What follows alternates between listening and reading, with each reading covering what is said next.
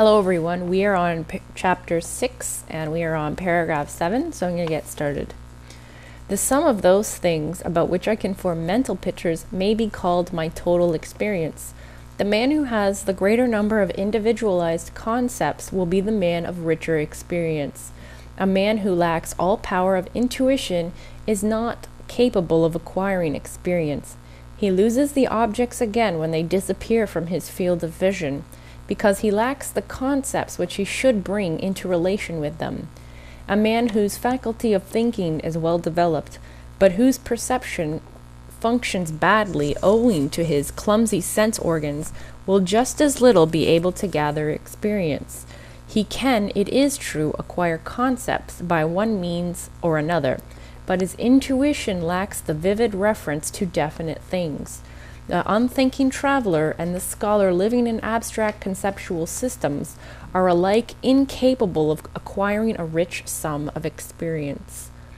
And the summary for paragraph 7 is: one who can form mental pictures and whose faculty of thinking and perception of percepts is well developed will be the individual of richer experience. So in this paragraph he's bringing up the point that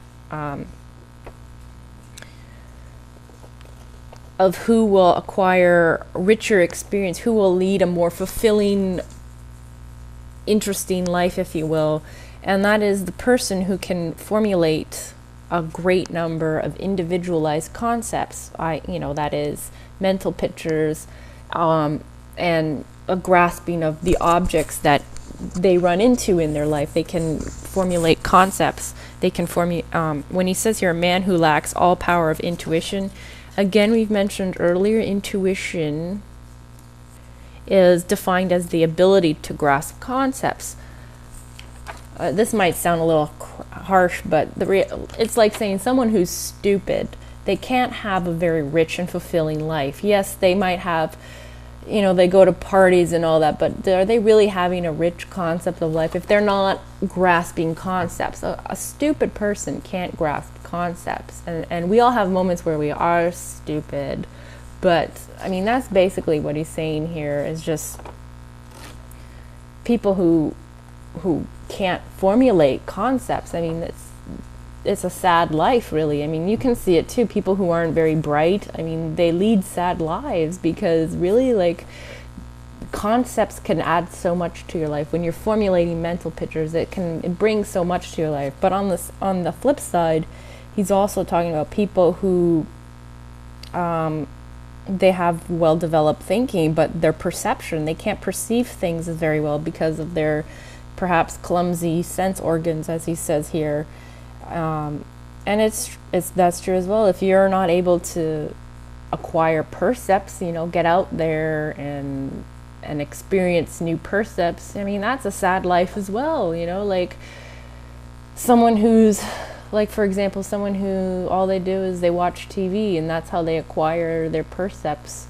That is a legitimate way to acquire percepts, but it's not nearly as rich as someone out. Say I watch travel shows and that's how I acquire all my experience of travel. Well, it's not the same as someone who actually goes out and travels. That more experience is much more richer. It's not to deny the experience of watching TV, but and so the person who has a rich sum of experience, someone who can formulate concepts, and someone who can also get out there and have perceptions of things, and they have a good sense organ system. So that's what he's trying to say in this paragraph. I'm going to move on to paragraph 8. Reality shows itself to us as percept and concept. The subjective representative of this reality shows itself to us as mental picture. And the summary for 8 is: reality shows itself to us as percept and concept. Our mental pictures are our subjective representation of this reality. It's pretty much just repeating ourselves there. What is subjective, as mentioned earlier, is our mental pictures, and the reality is percept and concept together. I'm going to move on to paragraph 9. If our personality expressed itself only in cognition, the totality of all that is objective would be given in percept, concept, and mental picture. The summary for that is, if our personality expressed itself only in cognition, the totality of all that is objective would be given in percept, concept, and mental picture. Okay, paragraph 9 doesn't make sense on its own, so if you read it just as it is, it's very confusing. It's like, what does it mean? So I'm just going to skip on to 10, and that will make paragraph 9 a little bit more, it might explain what he's trying to say in paragraph 9. So in paragraph 10, he says, however, we are not satisfied merely to refer the percept by means of thinking to the concept, but we relate them also to our particular subjectivity, our individual ego. The expression of this individual relationship is feeling, which manifests itself as pleasure or displeasure. And the summary for 10 is, we also are not satisfied to refer the percept by means of concept. We also relate them to our individual ego, and this expression of this individual relationship is feeling, which manifests as pleasure or displeasure. So paragraph 10, he is saying we're not content to just refer to the percept, to the concept. What we're also doing is we're relating it to ourself, and when we're doing that, that expression shows itself as a feeling. So if I see a tree, I formulate a concept of the tree, but I'm not satisfied with that. I want, what comes into play as well as how my relationship is. And my relationship to that tree is the feelings that I feel.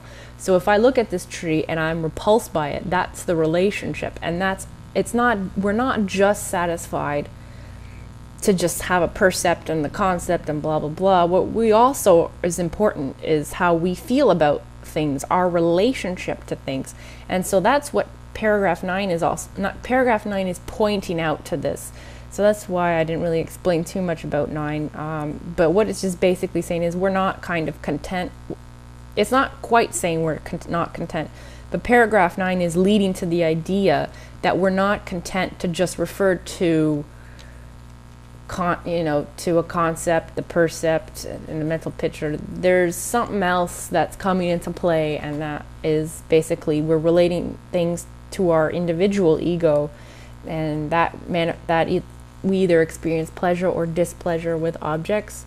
And my last paragraph we're going to cover is paragraph 11. Thinking and feeling correspond to the twofold nature of our being, to which reference has already been made. Thinking is the element through which we take part in the universal cosmic process. Feeling is that through which we can withdraw ourselves into the narrow confines of our own being. So paragraph 11 is summarized as follows. Thinking and feeling are part of the twofold nature of our being. Thinking links us to the universal process, while feeling links us to our own being. So basically I think the summary was pretty sufficient there, but it's just basically saying thinking is what's universal. It links us to objects in the world, but feeling is what brings us to ourselves, because we're twofold beings, as he's mentioned before. We're interested in ourselves, how we feel, but we're also interested in connecting with the world as well. And so thinking is the objective, it's beyond objective, subjective, as mentioned before. It's universal. Feeling is individual, and it's how we feel about things and our relation to objects. So that's what he's saying in that paragraph. So that is all for today. So I'll see you all later. Bye.